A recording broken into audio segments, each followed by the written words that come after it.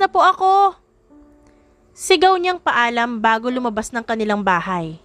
Bitbit niya ang bilao na may lamang mga kakainin at marami siyang dinaanan na kakilala para magbenta ng pagkain. Kailangan niyang mapaubos para magkaroon ng pera. Anong tinda mo? Matamis siyang umiti sa alin na nagtanong. Bumili ka na ate. Masarap ang tinda kong maha.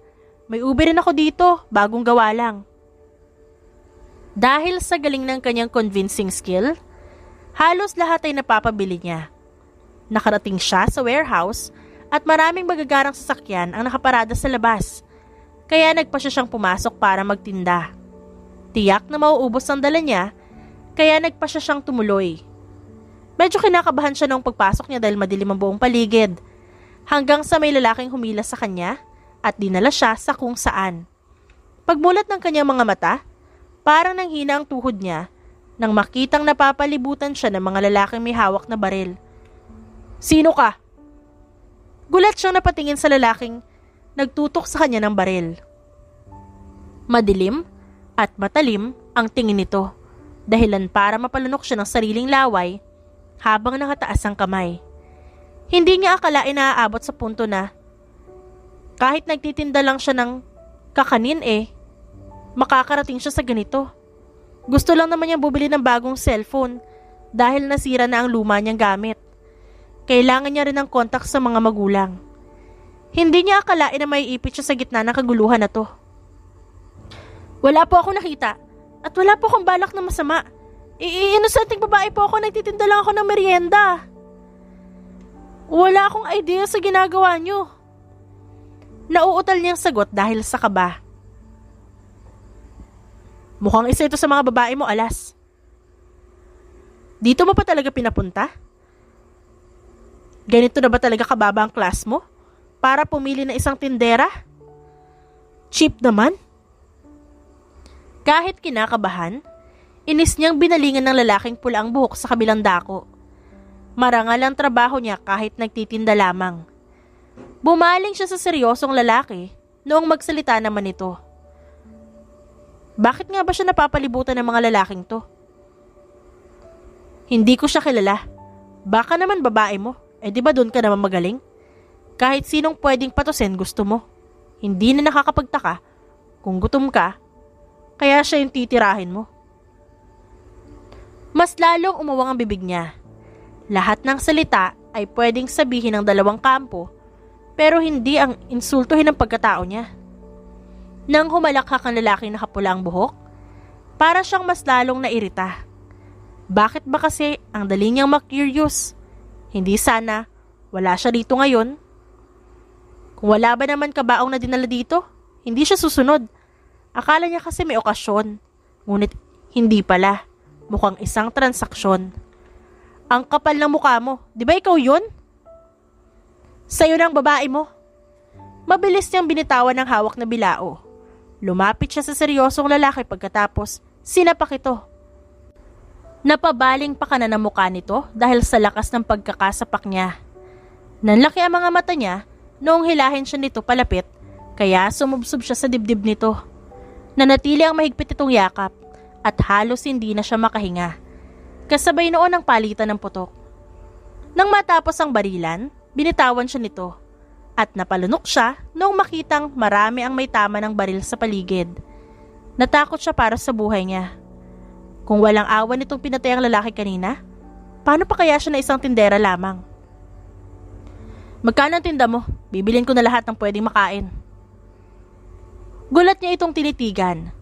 Nilingon niya ang tinda niya, na ang iba ay natapon na pero secured pa rin naman ang marami. Sigurado ho kayo? Hindi niyo ako papatayin? Wala po akong kasalanan. Ba't pa kasi kayo nandito? Susunod lumayo kayo sa akin. Kumunot ang noon nito. Bakit? Gusto mong sumunod? Natataranta siyang napailing.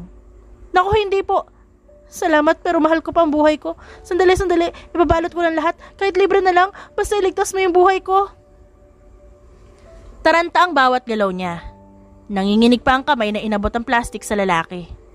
Mukhang hindi naman ito iyon kakainin dahil mukhang mayaman ito. Umalis ka na. Wala kang nakitang nangyari dito. At hindi mo ako kilala. Kapag may nakaalam nito, ipapahanap kita kahit saang lupalop ka man ng mundo pumunta. Totoo ako sa bawat salitang binibitiwan ko. Mabilis siyang tumango. Bitbit ang bilao niya, umalis siya ng lugar na yon. Umuwi siya sa bahay nila. Ngunit panay ang lingon niya sa kanyang likod dahil baka pinasundan nga siya ng lalaking yon. Nang makapasok siya sa loob, kaagad niyang sinara ang pinto at sumandal sa likod nito. Ano nangyari sa'yo, ate? May multo ba? Tirik na tirik ang araw ah. Umiling kaagad siya. Wala naman, tsaka hindi ako takot sa multo, no. Bakit? May problema ba? Balik tanong niya rito. Ikaw po ang mukhang may problema. Para kang nakakita ng multo sa labas kaya nga tinatanong kita.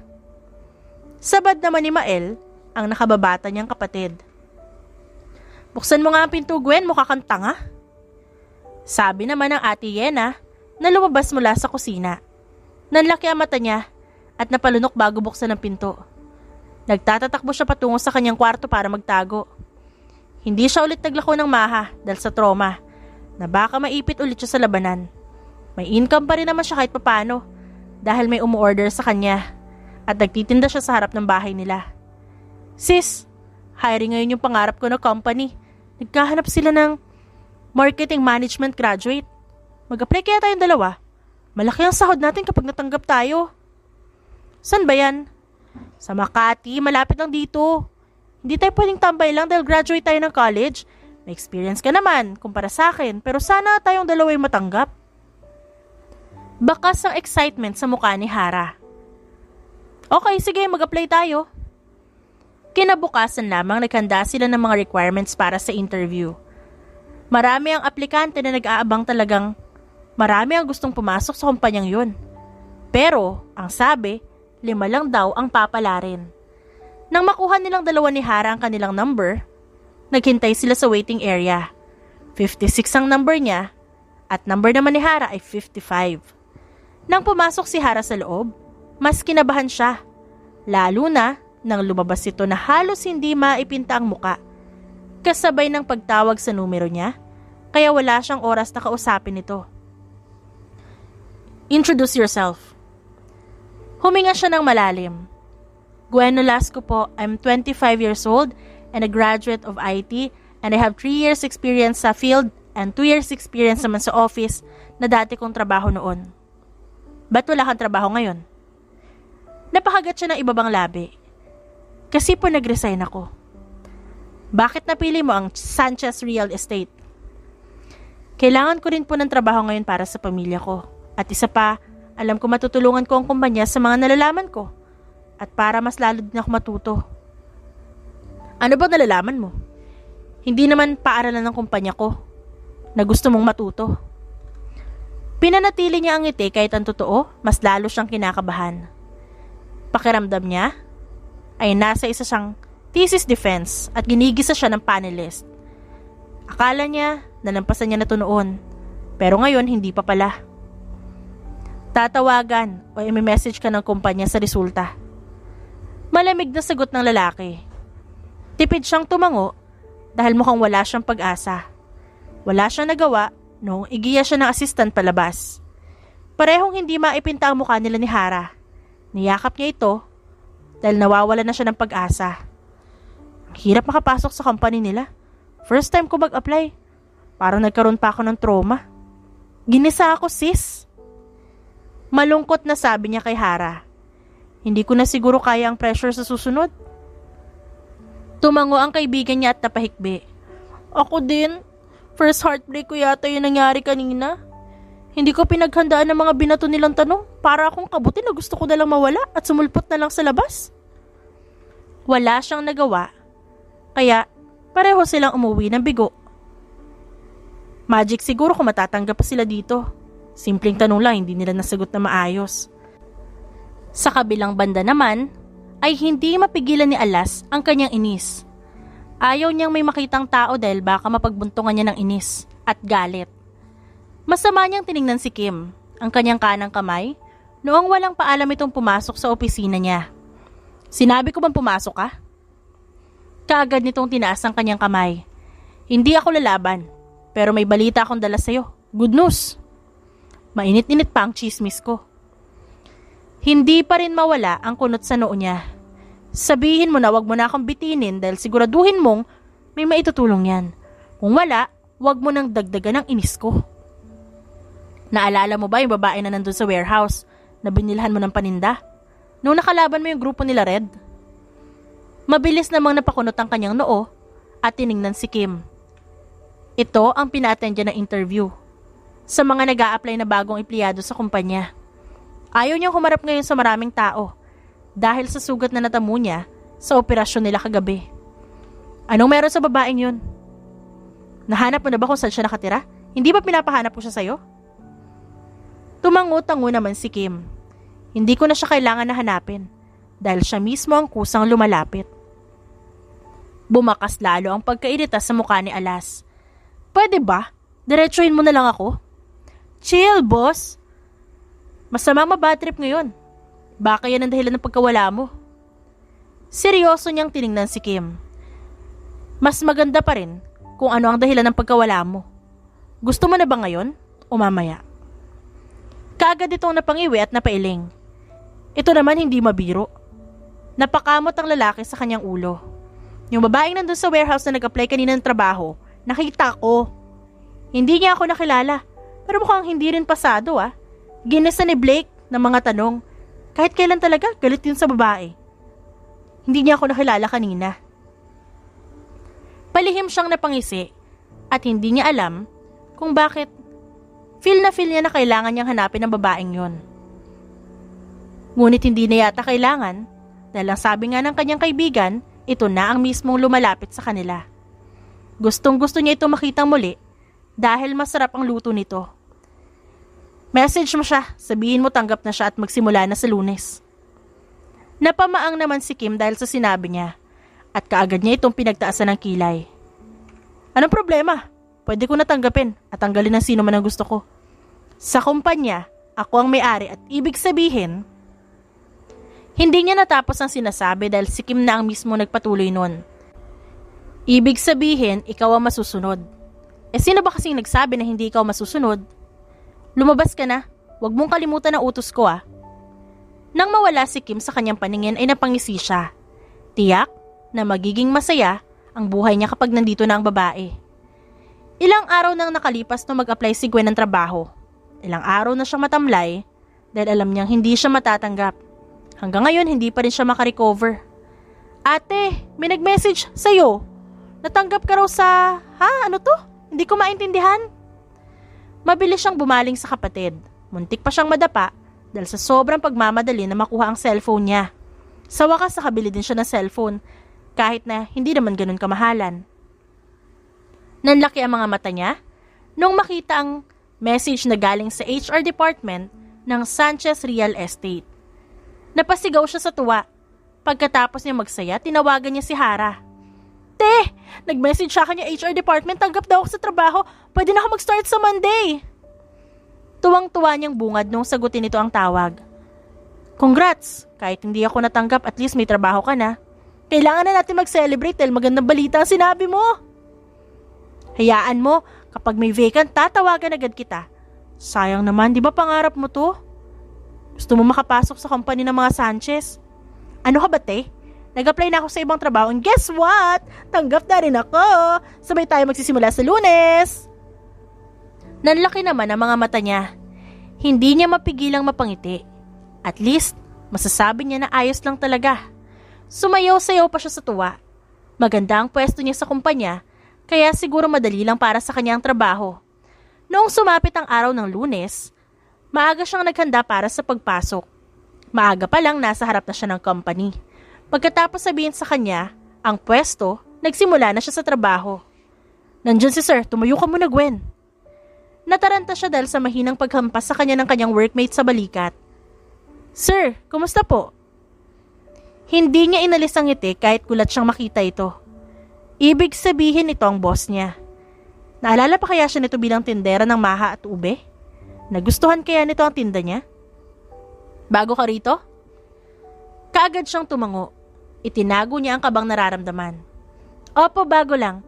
Ngayong araw lang po ako nagsisimula sa trabaho. May problema po ba?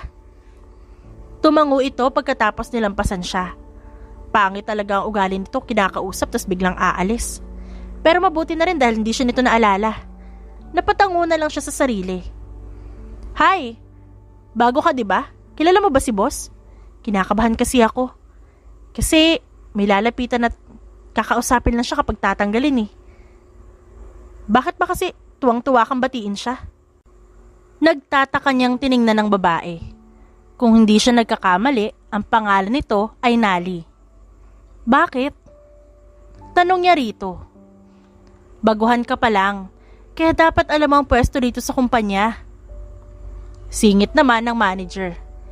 Hindi niya alam, ngunit base sa boses nito, alam niyang naiinis ito. Hinawakan ni Nali ang kanyang braso at sinenyasan siyang bumalik sa trabaho. Hayaan mo na, palibhasa hindi napapansin ni sir. Takot din kasing mawalan ng trabaho. Ganyan ba siya palagi? Tumango naman ito. Ganyan siya palagi sa bawat babae na kinakausap ni sir. Iwas ka na lang din para walang gulo. Siguro naiinggit lang siya. Masama pa naman ang sobrang inggit. Nakakamatay.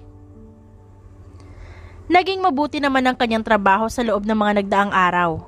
Kundi lamang siya tinatambakan ng gawain ni Mrs. Rebecca. Pero galit pa rin ito sa kanya dahil napansin siya ni Mr. Sanchez. Pag uwi niya, napahawak siya sa kanyang ulo. Isang araw pa lamang pero hindi niya na yata kaya. Madali pero hindi siya makafocus sa trabaho. Sumunod na araw, nanatili siya sa kanilang bahay. Wala na siyang balak na bumalik sa trabaho. Ate, absent ka agad ngayon? Di ba may trabaho ka? Ba't ngayon mukhang wala na? Tiningnan niya saglit ang kanyang kapatid. Pagkatapos, binalik niya ang tingin sa ginagawa niya. Oo nga. Sabad naman ang ate Yena niya. Umalis na ako sa trabaho kaya hindi na ako papasok simula ngayon. Di na ako babalik. Parehong nanlaki ang mata ng dalawa. Bakit? Masama ba yung boss mo? Hindi lang masama. Sobrang sama. May tao sa labas, naghahanap sa'yo, Gwen. Mabilis niyang nilingon ang kanyang ina na nasa pinto. Nakakunot ang noo ng kanyang ina, ngunit ganun din siya, kaya tumango na lamang siya para tignan kung sino ang naghahanap sa kanya. Nanlaki ang mga mata niya nang pagbukas ng pinto ay nakita niya ang kanyang boss at mga bodyguards nito na seryosong nakatayo sa harap niya. Anong ginagawa mo dito? Paano mo nahanap ko sa ng bahay namin? Kinakabahang tanong niya sa lalaki. Nandito kami para sunduin ka. Bawal ang late at absent sa kumpanya ko, Miss Nolasco. Hindi na ako babalik sa kumpanya mo. Kaya nga hindi na ako pumasok ngayon eh. Tumawa ang lalaki. At hindi ko tinatanggap ang sagot na yan, Miss Nolasco. Magbihis ka at papasok ka. Mabilis na naagaw ang kanyang tingin noong makitang patakbong lumapit si Nali sa kanya. Kaagad itong hinawakan ng kanyang braso. Hindi siya nakaangal at wala siyang nagawa kundi nga ang magpalit ng damit at pumasok sa opisina. Iniiwasan niyang makatinginan sila ng lalaki. At akala niya matatakasan niya na ito. Akala niya magiging tahimik ang buhay niya sa opisina ngunit hindi. Isang buwan na siyang nagtatrabaho ngunit hindi siya tinitigilan ni Alas. Nakita ko kanina si Sir Kim. Pinapatawag ka raw ni Sir A sa office niya. Gwen, baka ito na yung pagkakataon. Napapansin ko na bumabait siya dahil sa'yo. Huwag ka na lumipat na iba pang trabaho para araw-araw siyang mabait. Masayang sambit ito at tumitili pa. Bakit daw ako pinapatawag? Napatigil naman ito. Hindi ko alam. Pinapapunta ka lang dun. Tinulungan pa siya ng babaeng tumayo. 3 beses siyang kumatok sa pinto at noong marinig niya ang baritonong boses nito, ay pumasok na siya. Sir, pinapatawag mo raw po ako? Malumanay niyang sambit nang humarap sa kanya ang lalaki. Kumusta ang trabaho? Maayos naman po. Sakasanay naman po ako sa mga ginagawa ko kaya hindi ako nahihirapan. Napakagat siya ng kanyang ibabang labi dahil sa titig ng lalaki sa kanya. May kailangan ka pa, sir? Sabi sa akin ni Kim, palagi ka raw tinatambakan ng trabaho ng manager mo. Pwede mo i-report sa akin ang ginagawa niya. Lalo na't paulit-ulit yon. Nasa batas ng kumpanya na ang trabaho mo ay huwag mo ipapasa sa iba. Mabilis naman siyang tumango. Sige sir, pero ayos. Hindi maayos yun. Kapag inulit pa nila ang ginawa niya, tatanggalin ko sila sa trabaho. Tumango naman siya dito. Naiintindihan ko po sir. Sige ho, alis na po ako. Nang makabalik siya, ay agad na lumapit si Nali sa kanya. Anong sabi? Kinakamusta niyo yung trabaho ko? Nagulat sila nung bigla itong napatili. Pupusta na ako ngayon palang, Gwen. Type ka talaga ni Sir Alas. At kapag nagkataon, magiging boss na rin kita. Isang beses lang ko magmahal ng mga Sanchez. At 2 lang ang hahantungan nun. Magpapakasal o tatandang single? Sigurado naman ako na ayaw ni Sir A na maging single. Alam mo, ang dami mong alam tungkol sa kanila. Dati ka bang reporter? Baguhan ka pa lang kasi. Sa susunod, dadalhin kita sa Sanchez lesson para alam mo. Wala naman sa sariling napailing siya dahil sa sinabi ni Nali. Katulad nga ng sinabi nito, sinama nga siya nito. Hindi niya alam na kailangan pang ganito. Marami siya nakitang pamilyar na muka. Ma'am, may bago tayo. Lumapit sa kanila ang matanda. Napapaisip ako bakit interesado ka ring malaman ng tungkol sa mga Sanchez, iha. Napakamot siya ng kanyang ulo. Kasi ho, nagtatrabaho ako sa Sanchez Company. Dinala lang dito ako ni Nali eh. Tumawa ang matanda dahil sa sagot niya. Mukhang napipilitan. Halina kayo sa loob, dadalhin ko kayo sa museum. Akala niya, hindi niya kailangan na malaman ng tungkol sa pamilya ni Alas. Pero dahil sa lesson dito sa museum, marami siyang natutunan. Naging interesado siyang matuto. Sa kabilang banda, kanina pa hinihintay ni Alas na pumunta sa opisina niya si Gwen. Ngunit lumipas na ang 20 minutos at wala pa rin ito. Mas lalo siyang nagalit. Presensya nito ang nagpapakalma sa kanya. Lunes na Lunes at hindi pwedeng wala ito. Tinawagan niya ulit si Kim dahil inutusan niya itong hanapin kung saan ang babae. Nahanap mo na ba siya? Kumalma ka muna, boss. Nasa cafeteria siya kumakain. Kumunot ang noo niya noong tumahimik ito. Kim, ano meron? Nauubos na ang pasensya ko. Kumakain siya at may kasamang ibang lalaki pero mukhang ayos naman siya kaya no worries. Nagtagis ang bagang niya bago tumayo para puntahan si Gwen. Hindi niya kayang pigilan ang sarili niya. Tahimik na kumakain si Gwen ng lunch. Nagulat siya nang may umupo sa harap niyang lalaki. Wala na kaming upuan. Nilibot niya ang paningin dahil hindi siya naniniwala. Napatingin siya sa isang lamesa na walang nakaupo. Nang binalik niya ang tingin sa lalaki, napakamot ito sa kanyang batok. May grupo ng mga kakain doon kaya dito muna ako umupo. Ayaw mo ba? Umiling naman siya bago bumalik sa pagkain. Hindi naman sa akin to, ba't ako magdadamot? Jerome Seryo nga pala. Yung name ko. Ikaw, anong pangalan mo? Gwen. Tipid niyang sagot dito. Malapit na siyang matapos kumain nang biglang tumahimik. Nagkatinginan silang dalawa ng lalaki. Ano nangyari? Bulong niya. Nanlaki ang mga mata niya nung makita si Alas na seryosong naglalakad papasok sa cafeteria. Kaya pala biglang tumahimik dahil para itong hari na makapangyarihan. Napalunok siya nung makitang palapit ito sa pwesto nila ni Jerome. Ano bang naisip nito at bakit pumunta pa ito rito? Wala na ba itong makain? Panay ang reklamo niya sa kanyang isipan. Anong pangalan mo? Nakita ang mabilis na paglunok ni Seryo habang nakatingin sa mukha ni Alas. Ang pagtaas baba ng Adam's apple nito ay panigurado na kinakabahan ng lalaki. Matatalim ang tingin ni Alas na parang kutsilyo na gustong balatan ng buhay kung sino man ang taong titingnan. Nakakadagdag pa ang salubong nitong kilay na pati siya ay kinakabahan din. Kumakain lamang siya pero parang may ginawa siyang ipinagbabawal na krimen. At kung hindi papalarin, na makalaya, ay makukulong. Jerome, seryo po, sir. Magalang na sagot ng lalaki. Nililigawan mo ba si Gwen? Dahil sa tanong nito, ay nanlaki ang mga mata niya. Gulat niyang tiningnan ng lalaki.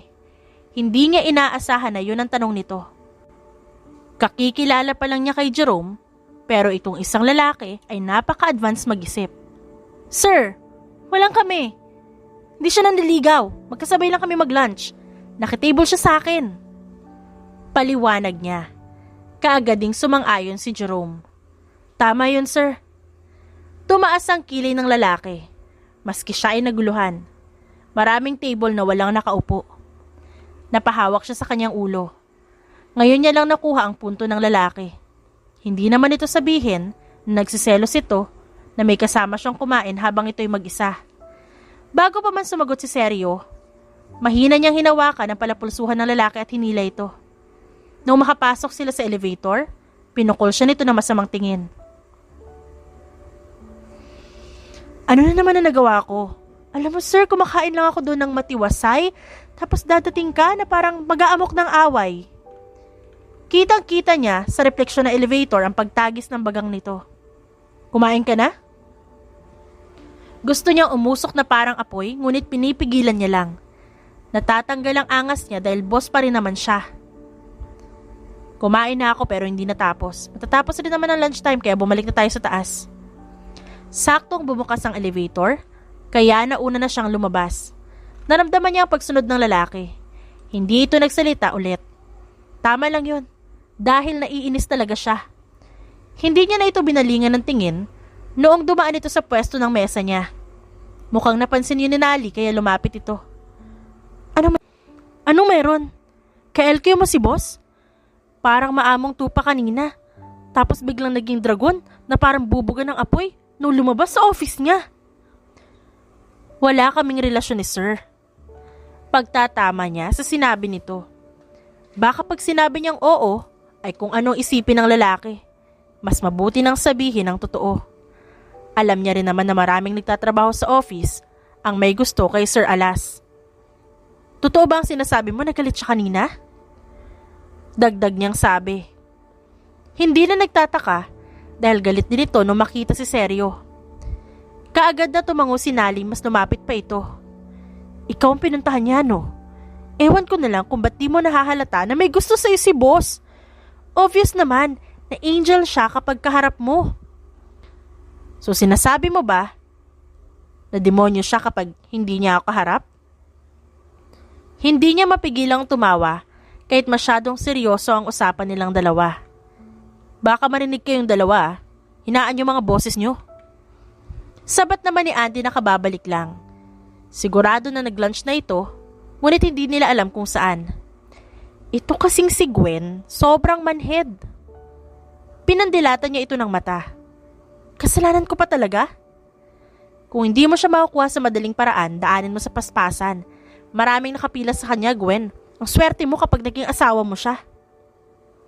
Total, mayaman naman Gwen. Doon ka naman magaling, di ba? Tumaas ang kilay niya noong marinig ang sinabi ni Rebecca. Bigla itong sumabat, pero alam niyang gusto nitong iparating na mukha siyang pera. At kung magiging asawa niya man si Sir Alas, pera lang nito ang habol niya. Hindi siya mukhang pera, at kahit kailan hindi niya iniisip na mahalin ng isang lalaki dahil lang sa pera nito. Hindi ako magiging mukhang pera. Kung gawain ko yun, sana nagpakasasa na ako sa yaman. Pero baka gawain mo yun.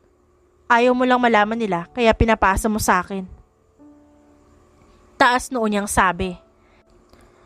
Mabilis namang nag-iba ang mukha ni Rebecca. Pero nginitian niya lamang ito na mas nagpadagdag sa inis ng babae sa kanya. Akmang lalapitan siya nito pero pinigilan siya ng mga kasama. Nakangisi siyang umupo. Ang galing mo kanina, Gwen. Dapat lang talaga yung kay Rebecca. Matagal na yan may gusto kay Sir. Kaya kapag may nilalapitan si Sir, inaaway niya. Nasa tama naman ako. Bakit hindi ko ipagtatanggol ang sarili ko? Simple niyang sagot. Malawak itong ngumiti. Tama yan. Sumbong na kaya kay Sir Alas yung ginagawa sa'yo niyan. Di hamak na mas magaling ka naman sa kanya. Ikaw na lang dapat na naging manager eh. Kung ganda at bait lang ang requirements, malamang. Lamang na lamang ka. Basta ako, buhay ako, yun ang mahalaga. Sagot niya sa mga ito. Pauwi na dapat siya nang biglang may humila sa kanya. Kagad siya nagpumigla sa braso na may hawak sa kanya. Hoy, saan mo ako dadalhin? May CCTV sa kumpanya. Kapag kinidnap mo ako, makukulong ka. Itigil mo na ang balak mong gawin, sir. Wala akong balak na kidnapin ka. Kung may balak man ako, noon ko pa ginawa. Hindi kita sasaktan. Isan mo nga ako dadalhin? Hindi siya tumigil sa pagtatanong. Mainis sana ito at pakawalan siya, ngunit wag naman sana para patayin siya.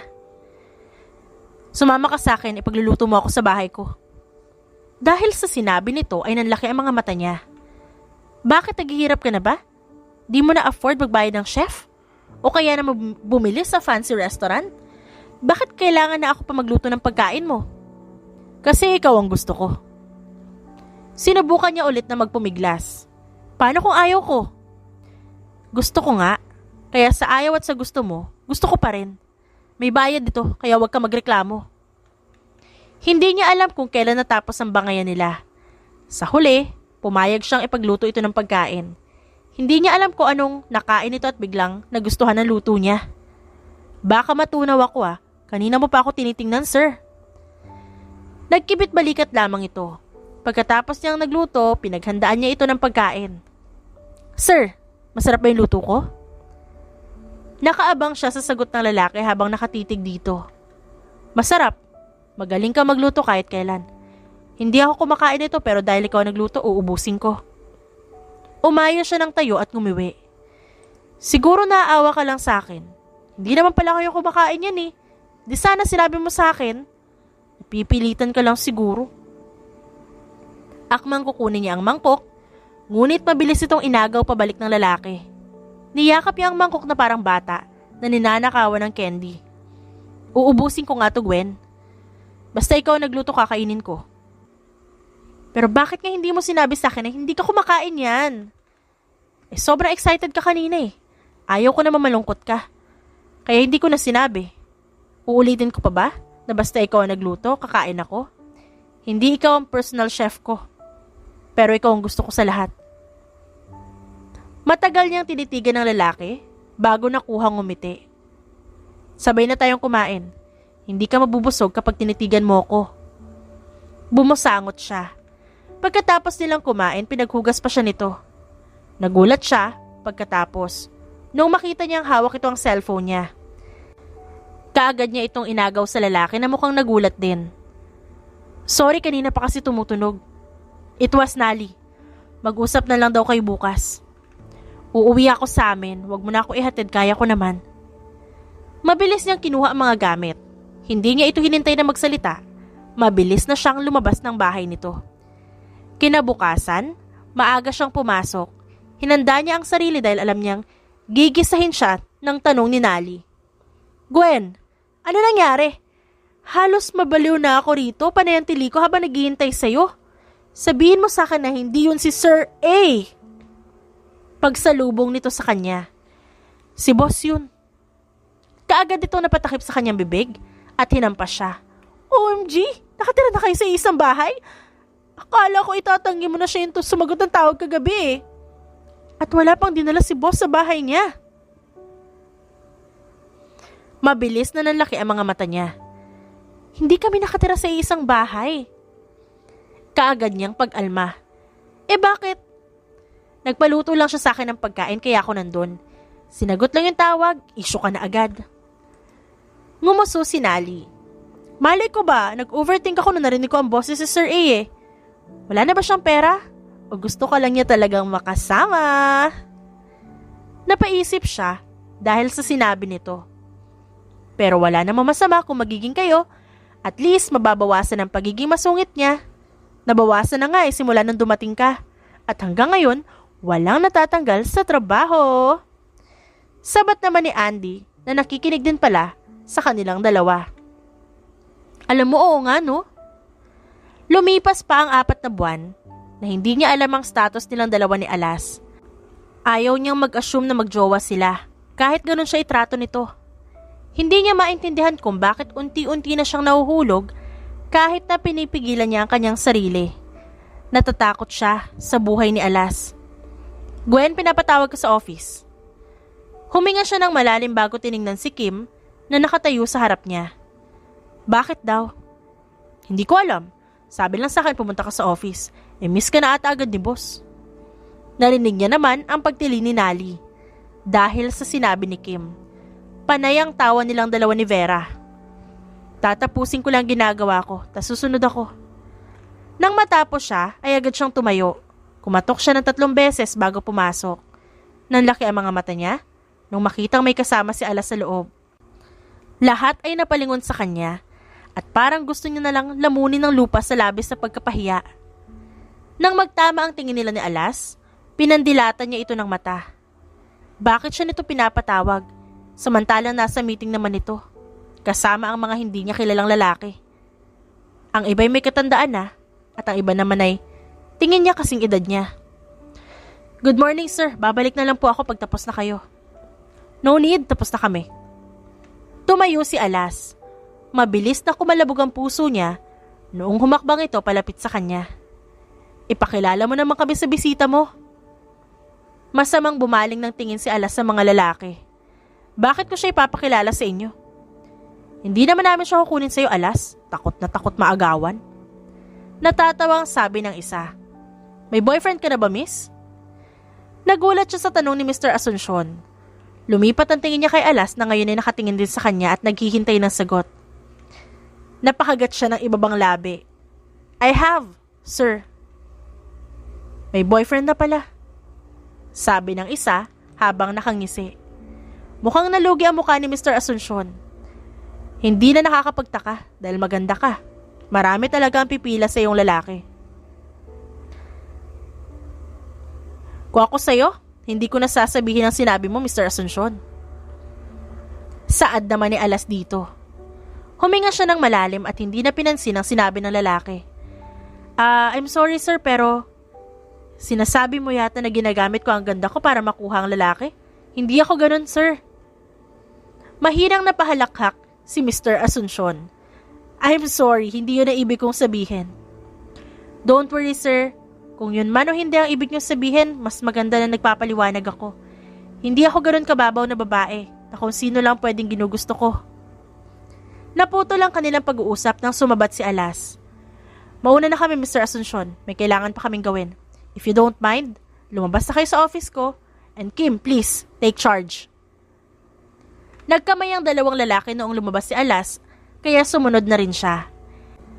Hindi na siya nagtaka noong pumunta sila sa bahay nito. Madalas siyang dalhin dito ni Alas. Kasalukuyan siyang nakaharap sa malaking salamin. Kanina pa niya tinitingnan ang sarili. Maayos naman siya at maganda. Ilang buntong hininga pa ang pinakawalan bago lumabas ng kwarto.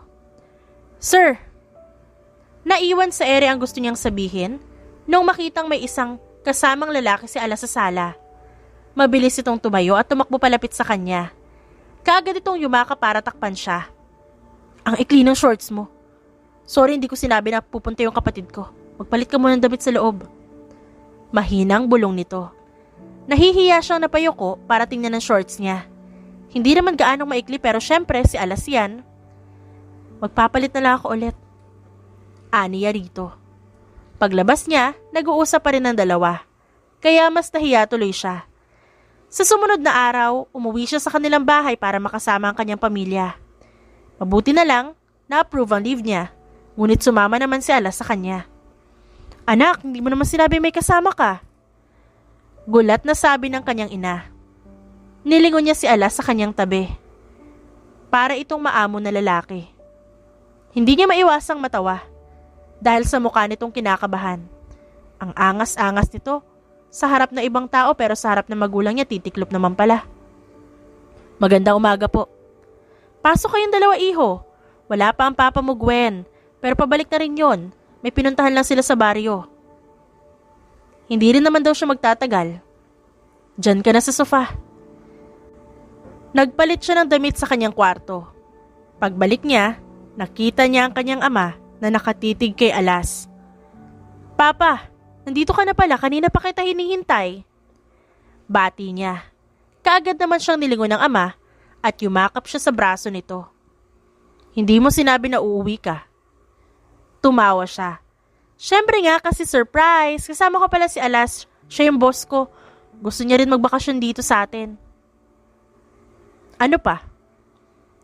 Napakagat siya ng ibabang labi. Nililigawan niya po ako. Ano ba kayong dalawa? Nakakahiya sa bisita natin. Natigil ang tingin sa kanya ng ama noong lapitan sila ng kanyang ina.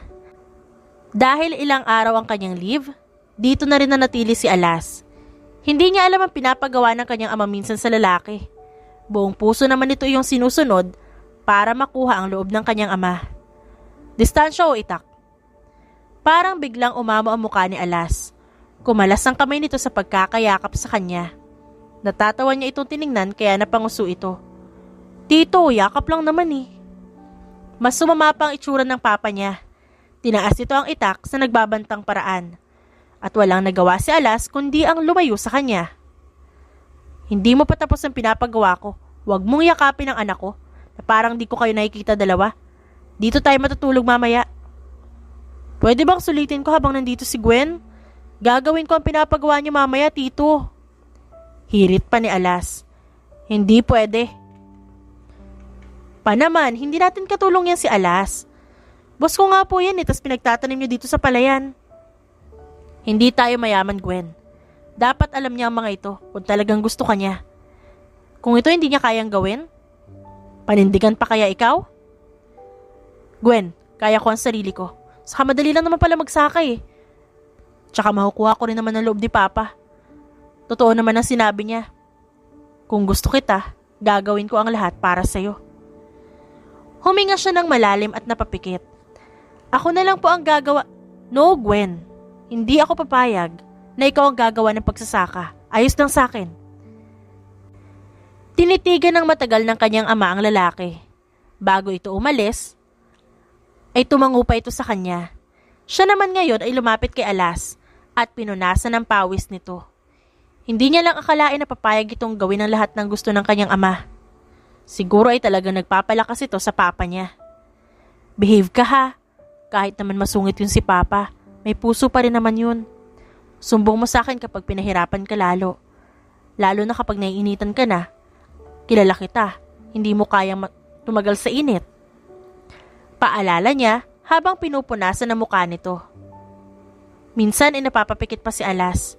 Hindi niya mapigilan ng ngiti dahil sa kakyutan nito. Opo, ma'am. Kaya ko lahat ng to. Basta mapapayag ko lang si Tito sa akin. Bakas ang determinasyon nitong sagot. Maya-maya pa ay tinawag na ito ng kanyang ama kaya umalis na ito. Pinagbasdan niya ang ama at si Alas na magsaka. Magtatanim na lamang sila ngayon dahil ilang araw na sila sa bukid. Hindi rin siya nagtagal dahil may kailangan pa siyang gawin sa kanilang bahay. Tumulong siya sa kanyang ina na maghanda ng pagkain na ibibenta. Siya na rin na nagpresenta na i-deliver ang pagkain dahil malapit lang naman yun.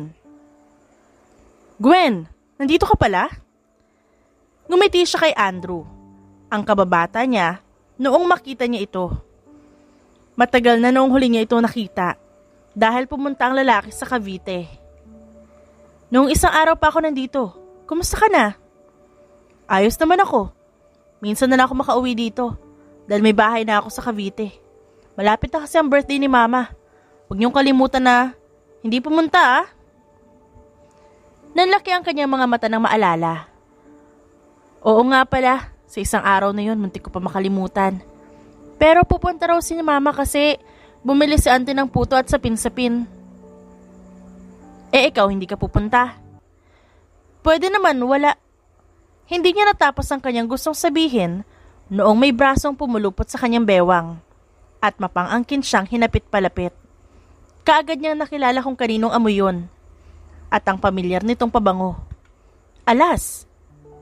Nauutal niyang tawag sa pangalan nito at sinubukang lumingon. Boyfriend mo, Gwen? Bumaling siya kay Andrew nung marinig ang tanong nito. Asawa niya pare, bakit may problema ba? Mas lalong hinapit ni Alas ang kanyang bewang palapit.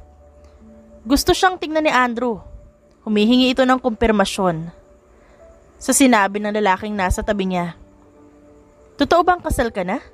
Hindi ko narinig na kinasal ka. Napakagat siya ng ibabang labi. Tiningnan niya muna si Alas na nakatingin din sa kanya bago lumipat ang tingin kay Andrew. Totoo ang sinasabi niya. Si Alas nga pala, asawa ko. May asawa ka na pala? Eh hindi ko naman narinig na kinasal ka kaya hindi ko alam. Kinasal kami sa Maynila. Hindi lang namin sinabi sa lahat dahil hindi naman kailangan. Gusto rin ng asawa ko ng tahimik na buhay. Sagot ni Alas habang seryosong nakatingin dito. Napatango muli si Andrew. Congrats, Gwen. Aalis na pala ako. Huwag mong kalimutan ng birthday ni Mama, hihintayin ka niya. Nang umalis si Andrew, saka lamang siya bumitaw sa pagkakayapos ni Alas sa kanya. Tiningnan niya ito sa mata. Nanatiling nakatitig sa kanya ang lalaki kahit noong labanan niya ito ng tingin. Bakit mo sinabi kay Andrew na asawa mo ko? Mahina niyang tanong. Nakita niyang lumamlam ang titig nito. Magiging asawa rin naman kita, di ba? Ikaw ang nagsabi sa kanya na asawa mo ko. Bumakas ang ngiti sa labi ng lalaki at mukhang proud pa itong sabihin na mag-asawa silang dalawa. Abusado ka. Anong ginagawa mo rito? Baka makita ka ni tatay magalit na naman yun sa'yo. Pinikot mo raw ako? Hindi kaya kita pinikot. Ako nga ang patay na patay sa'yo eh. Pinatakan nito ng halik ang kanyang pisngi. Napapikit siya dahil sa ginawa ng lalaki. Pinayagan ako ni Tito na lumapit-lapit sa'yo. Reward ko raw. Dahil tapos na kami magtanim. Ang sabi niya, wag daw akong gumawa muna ng anak.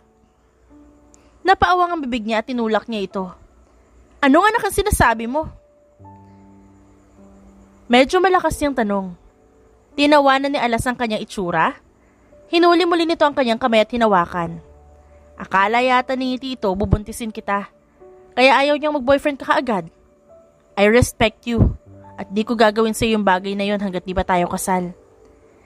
Tinago niya ang namumulan niyang muka. Ewan ko sa inyo. Tsaka wala pa akong balak magbuntis at magkaroon ng anak.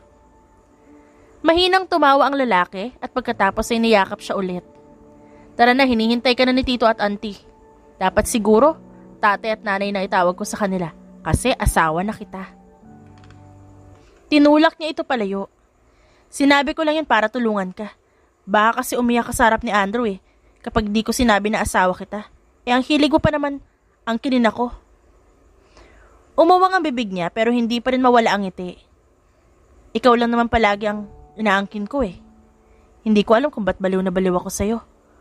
Kaya kahit ilang araw ako magsaka, kahit ilang kahoy ang sibakin ko para mapatunayan ko lang na hindi ako nagbibiro sa nararamdaman ko para sa'yo, gagawin ko, Gwen. Napakagat siya sa ibabang labi dahil sa mga sinabi ni Alas. Hindi mo naman kailangan gawin ang mga yun. Umiling ito at hinawakan ang kamay niya. Hindi ko sasabihin na aabutin ko ang buwan at bituin para sa'yo. Dahil kahit sinong tao hindi kayang gawin yon. Pero handa akong gawin lahat para sa'yo. Kaya mo bang mabuhay na pagsasaka lang ang ikinabubuhay? Kaya ba ipagsibak ng kahoy palagi ang mga kapitbahay? Kayang-kaya kong gawin yun para sa'yo. Alam ko naman na alam mo na isang babae lang ang minamahal ng mga Sanchez. Kaya kung hindi ikaw, wag na lang. Hindi ko yun alam Pagkukunwari niya pa. Kinurot ni Alas ang kanyang ilong. Pumupunta ka sa museum para sa mga Sanchez lesson, di ba? Wag mo na itanggi. Hindi mo kailangan na pag-aralan lahat ng yon. Kasi pwede ko namang sabihin sa'yo. Parang gusto niyang magpalamon sa lupa dahil sa hiya. Naalala niya na lahat ay alam nito. Wag mo na ipaalala yun. Imbes na bumalik sa bahay, dumiretso silang dalawa sa manggahan kung saan napakatahimik ng lugar na ito. Sumandal siya sa balikat ng lalaki habang sabay nilang pinagmamasdan ng tahimik na paligid. Wala ka na bang balak bumalik sa Manila? Malapit na tayo mag-isang buwan dito sa amin. May mga trabaho kang naiwan sa inyo. Mahinang humaplos ang kamay ni Alas sa kanyang balikat. Hanggat nandito ka, hindi ako babalik sa Maynila. Palagi kitang hahanapin kaya mas mabuting nandito ako sa tabi mo. Umayos siya ng upo at hinarap ito. Ginagawa mo pa ba ang ginawa mo nung una kitang nakita? Namayani ang katahimikan ng ilang sandali. Ginagawa ko pa rin yun. Pero hindi ko dinadamay ang mga inosenteng tao. Tumutulong ako kung kailangan. Alas, alam mo naman na mali yun.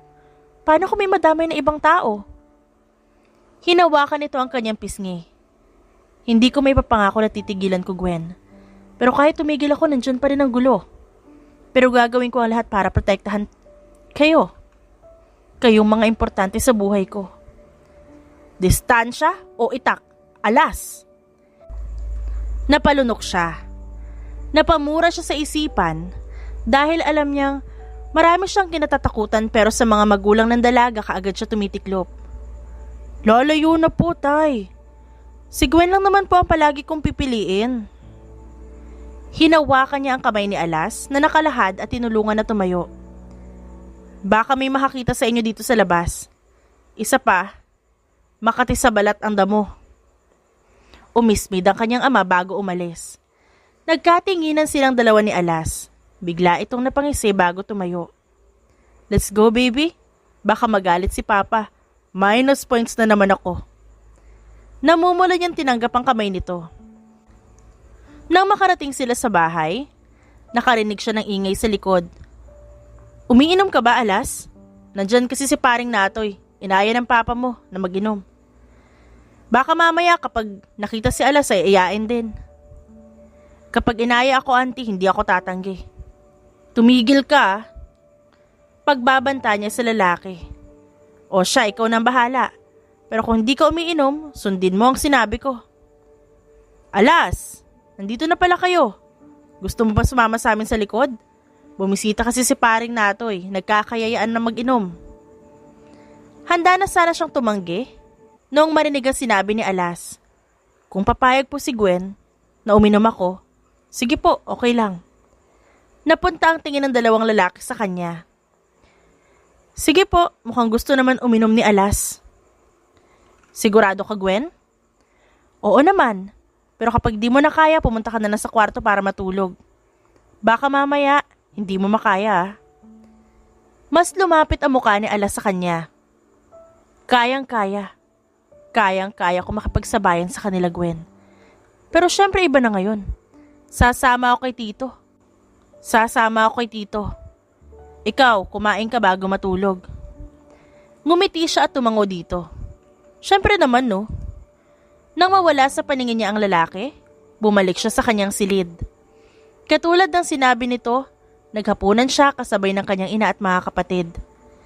Matulog ka na dahil baka mamaya pa sila matapos na mag-inom. Alam mo naman ang mga lalaki rito. Minsan umaabot pa ng umaga. Hindi naman mawawala si Alas kung matutulog ka na. Maaga pa rin naman para matulog. Noong umalis ang kanyang ina, sumilip siya sa mga lalaki nag-iinom sa likod ng kanilang bahay. Mga pare, ito nga pala ang manugang ko galing sa Maynila. May-ari ng kumpanya, tindig pa lang, napakagwapo na. Ang sipag-sipag din, tinutulungan ako sa palayan. Boyfriend niya ni Gwen, yung anak ko. Maswerte mo naman sa manugang mo, pare. Ako po ang swerte kay Gwen.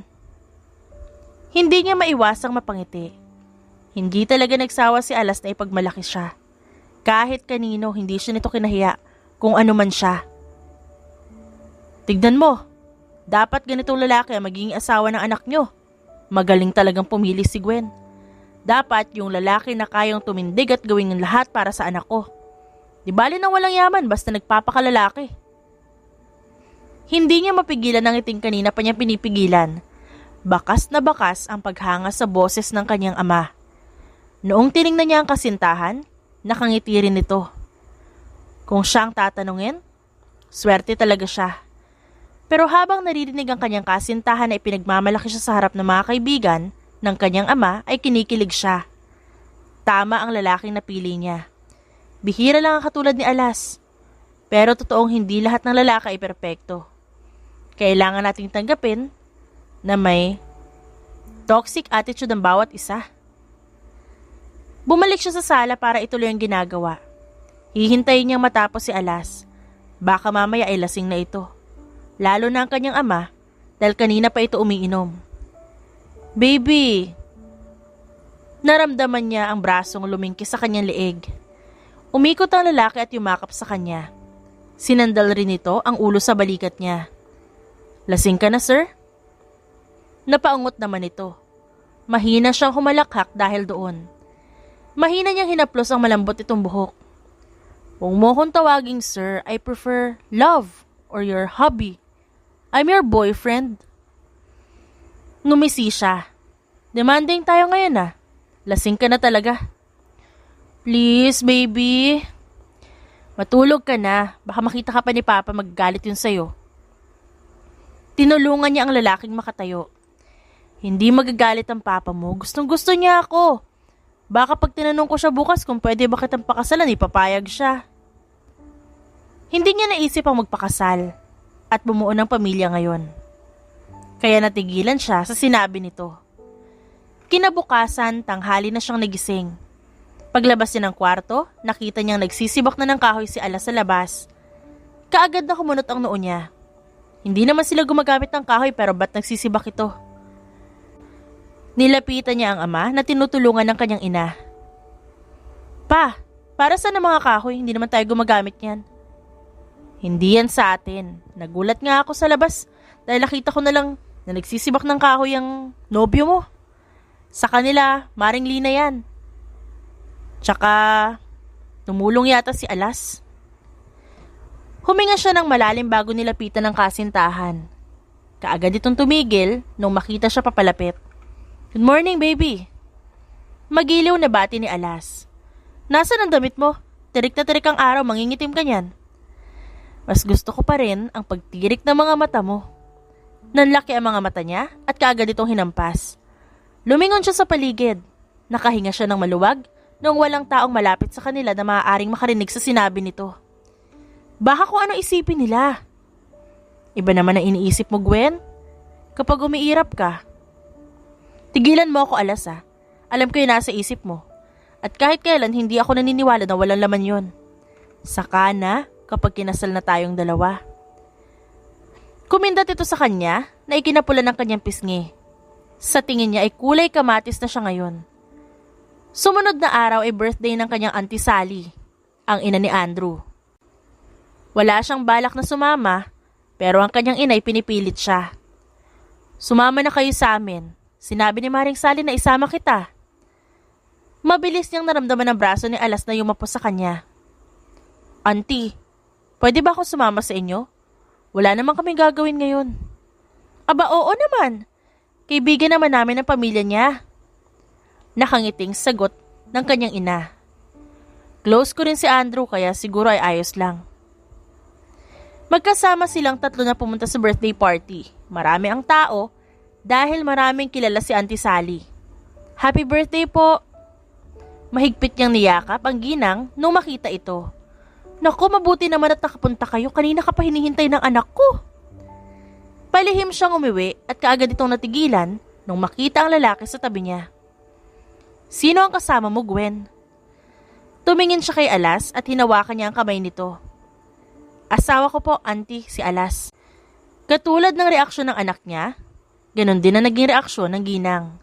May asawa ka na pala, hindi ko alam na nagpakasal ka. Sa Manila ho kami kinasal. Sabat naman ni Alas. Tumango ang ginang. Noong umalis ito, kaagad silang humanap ng magandang pwesto. Nasa kalagitnaan sila ng pagkain nung dumating si Andrew. Kumunot ang noo niya nung may kasunod itong mga pulis palapit sa kanila. Yan sir, siya yung lalaking yun. Nagulat siya noong mabilis na pinusasan ng mga pulis si Alas.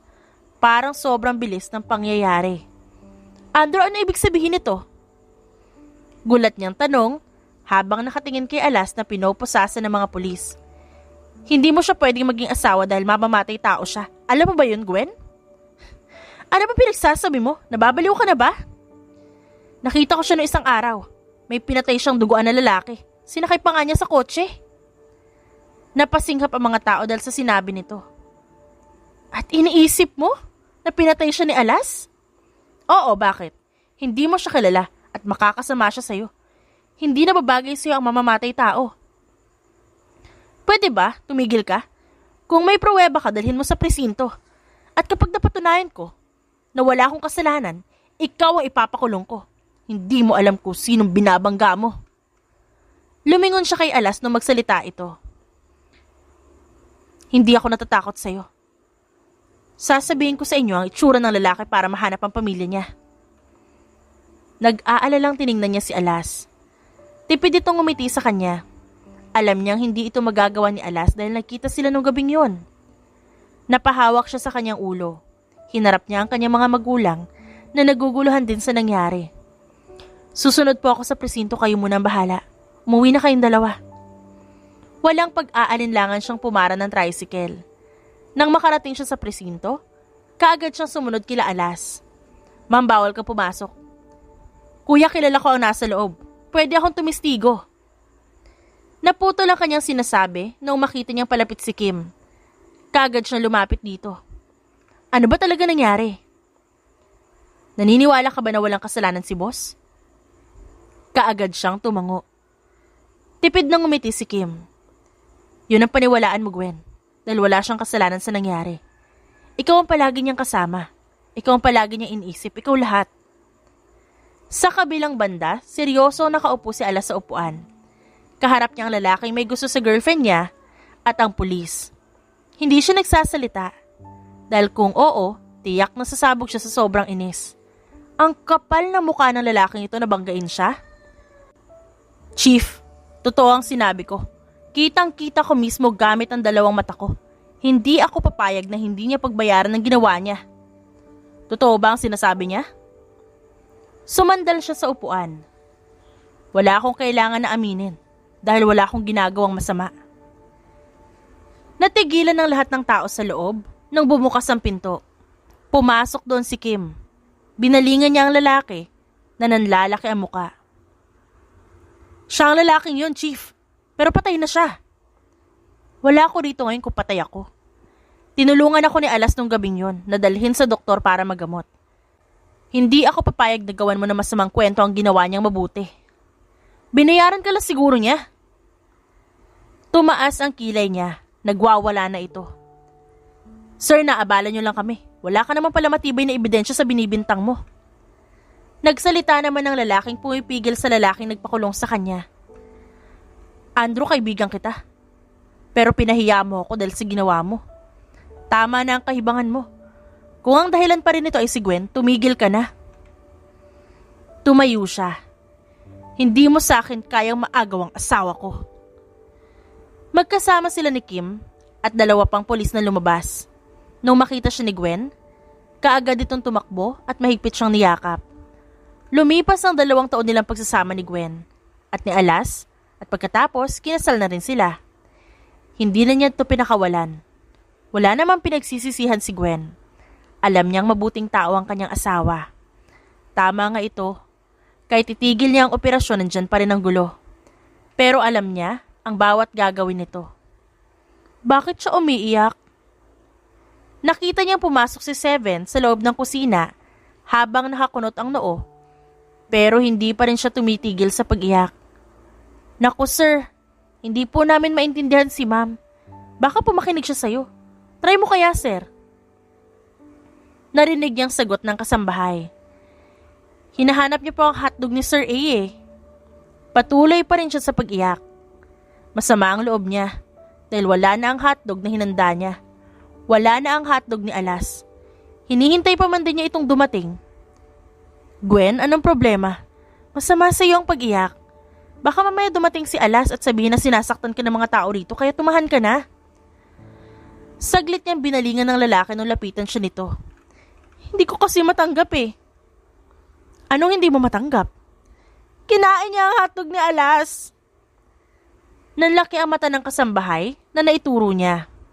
Mabilis itong umiling at gulat na gulat. Naku ma'am, hindi ko po kinain yung hotdog ni sir. May sariling hotdog naman po yung asawa ko. Napatigal siya sa pag-iyak nung marinig ang sagot nito at bigla siyang tumawa.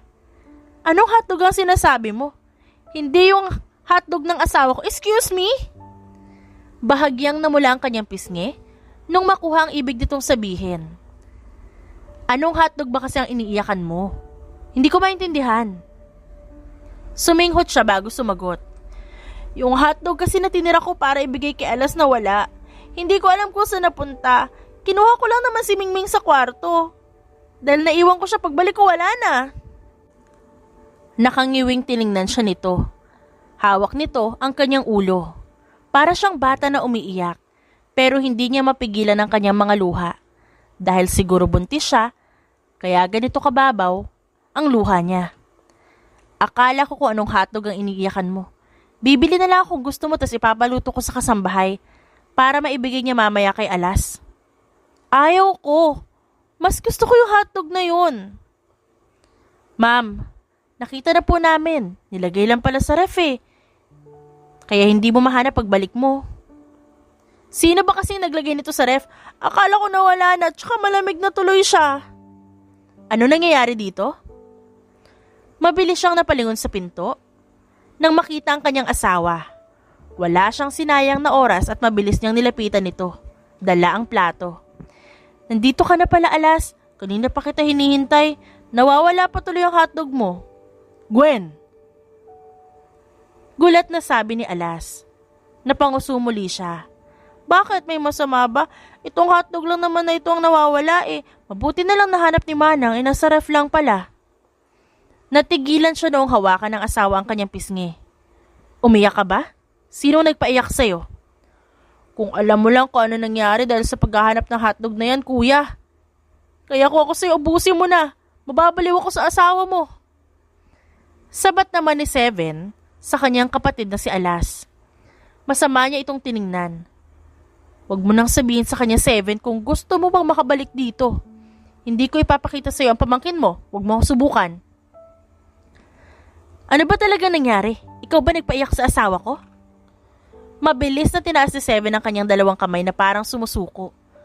Wala nga akong alam eh. Pumunta lang ako dito para sa pamangkin ko. Tapos paiiyakin ko pa asawa mo.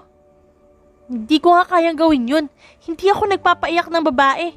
Baka ilibing mo pa ako ng buhay. Gwen, anong nangyari sabihin mo sa akin? Kainin mo na lang tong hotdog. Kainin mo na, kuya. Masama niyang tiningnan si Seven. Kanina pa ito sumasabat kaya nakaramdam siya ng inis. Wala na nga ang mga kasambahay pero nandito naman ito. Tumahimik ka, nag-uusap pa kami ng asawa ko. Bumalik ka na sa bukid kasi ayaw kita makita ngayon. Hindi ko ipapakita sa iyo ang mga anak ko. Sabi ko nga tatahimik na ako. Tara na, Gwen. Hinila siya ni Alas patungo sa kwarto nila. Doon niya binigay ang hotdog na inilaan niya talaga para sa asawa. Masaya siya habang pinagmamasdan na kinain nito yon. Masarap ba, Alas? Oo naman, baby. Ba't ba ang hilig-hilig mo sa hotdog? Yun ang gusto ng anak natin eh. Hindi ko nga rin alam pero adik ako sa hotdog kaya hindi ko kayang pigilan ng sarili ko. Natatawang niyakap niya ang asawa.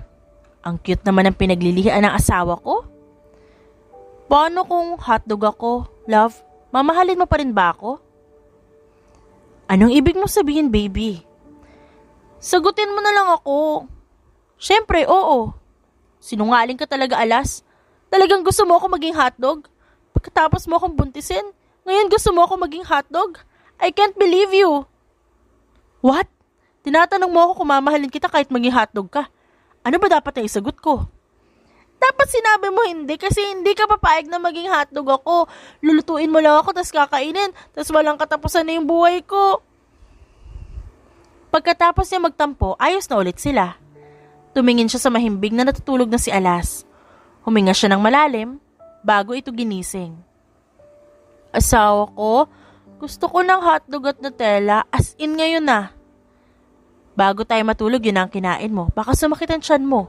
At bukas maduduwal ka na naman. Pero hindi ako makatulog eh. Gusto ko talaga ng hotdog at Nutella. Ayaw mo ba? Tatawagan ko na lang si Seven. Ba't kailangan mo patawagan ng kapatid ko? Siyempre hindi naman kita matitiis at si baby kaya bababa ako para magluto. Hintayin mo lang ako dito ah. Sasama ako. Ayaw ko mag-isa. Para may kausap ka sa kusina habang nagluluto ka. Hindi ko alam kung ba't naglilihi ka sa hotdog. Lalaki bang anak natin? Hindi ko sasabihin sa'yo kung lalaki. O hindi, ilang buwan ka nalang maghihintay para malaman mo ang gender ni baby natin.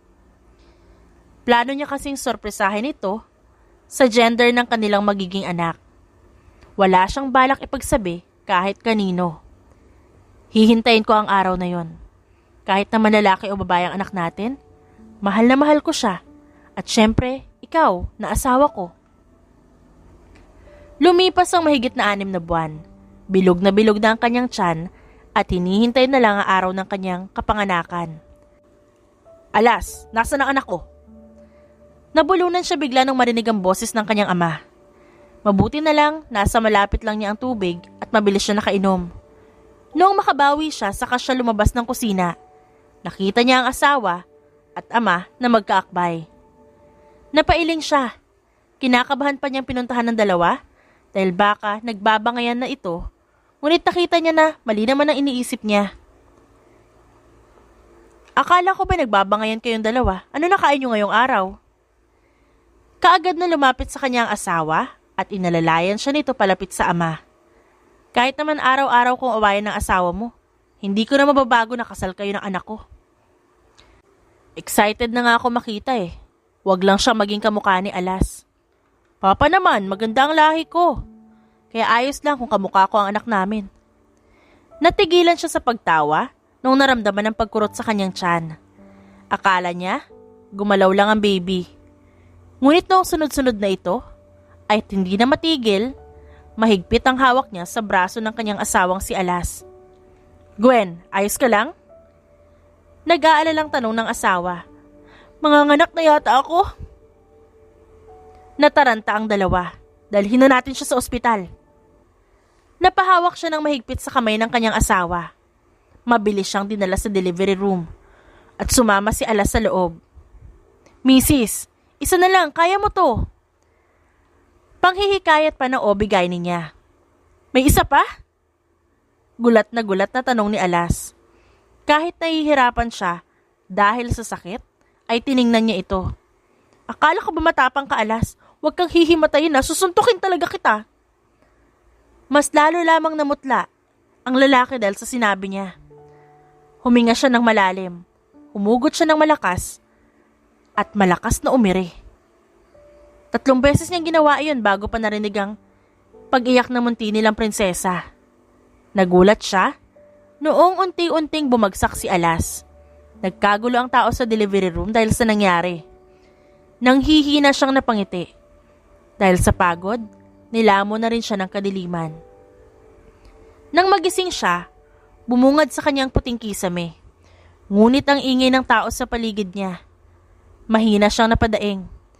Gising na si ate! Nakita niya ang paglapit ng kanyang ina. Mabuti naman at gising ka na, Gwen. Kanina pa namin hinihintay ang paggising mo. Nasaan ang mga anak ko? Dadalhin sila mamaya rito. Ang asawa ko. Tumingin sila sa kanyang tabi. Doon niya nakita ang asawa na nakahiga sa hospital bed sa tabi niya. At hanggang ngayon, hindi pa rin ito nagigising. Mukhang nagulat masyado si Alas kaya hanggang ngayon tulog pa rin siya. Hayaan niyo na yan si kuya. Ngayon, may pang-aasar na ako sa kanya. Ang angas niyang tao pero nahimatay nung nalaman na kambal ang anak nila ni Ate Gwen. Sino ba naman hindi magugulat, no? Dalawa yung anak nila. Mahina si Kuya Alas. Ako tuloy nahihiya para sa kanya. Huwag niyo akong siraan sa harapan ng asawa ko, ah. Mabilis siyang napalingon sa kanyang tabi nang marinig ang boses ng kanyang asawa. Kumusta tulog mo? May pang-aasar niyang tanong dito. Nasaan ang anak natin? Napalingon silang lahat nang bumukas ang pinto. Pumasok ang nurse na tulak-tulak ang pinaglalagyan ng kambal nila. Para siyang naluluha nung makita ang kanyang mga anak. Hindi niya akalain. Ang ganda at ang gwapo ng dalawa. 9 na buwan niyang pinagbuntis pero kamukha naman ng kanyang asawa. Ate, anong pangalan nila? Gwyneth at Dos. Nakangiti niyang sagot. Nang maramdaman niya ang bisig na umakbay sa kanya, nakangiti siyang nag-angat ng tingin. Nakita niya ang mukha ng asawa na punong-puno ng pagmamahal at paghanga sa kanya at sa kanilang mga anak. Mahal na mahal ko kayo ng mga bata, Gwen. Naramdaman niya ang labi nito sa kanyang noo. Minsan, nakikita talaga natin ang taong para sa atin sa hindi inaasahang pagkakataon. At ang hindi inaasahang pagkakataon na yon, ang naging dahilan kung bakit niya nakilala ang kanyang asawa. At sa mga bisig ni Alas, payapa siya. The End. At dyan nagtatapos ang ating kwentong pinamagatang The Possessive Mafia, written by Asters. Dearest friends and avid listeners, don't forget to like our videos and subscribe to our channel for more wonderful stories. Mula sa aming main channel, Randall Tagalog Love Stories, and for our second channel, Miss R Stories, Lubos po naming pinasasalamatan ang inyong suporta at pagtangkilik sa aming mga likang istorya. Ingat po kayong lahat and have a good day everyone. Paalam!